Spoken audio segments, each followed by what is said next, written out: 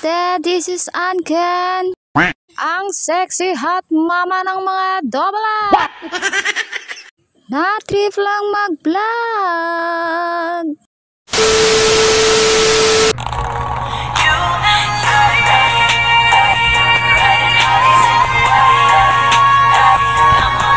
Hi guys! For today's video mga ante ay pupunta tayo ng kabilang baryo.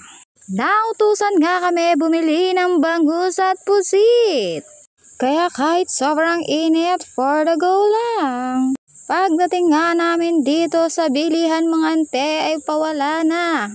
Buti na lang at may naabutan kami. Sakto at naka for sale sila. Natawaran nga namin mga ante.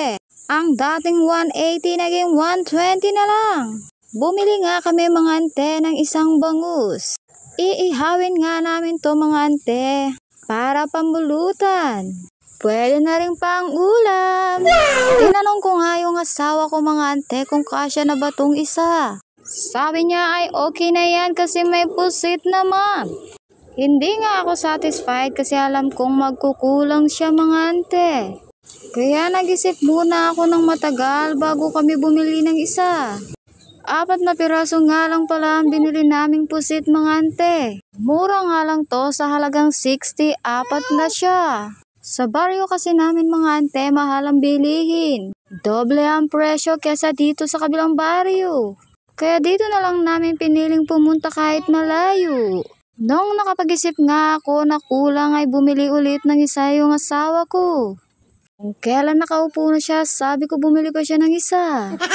Nagka-discount nga kami mga ante dahil binigay na lang sa amin ng 100. Wow! Mas malaki pa nga to sa una. O, saan ka pa?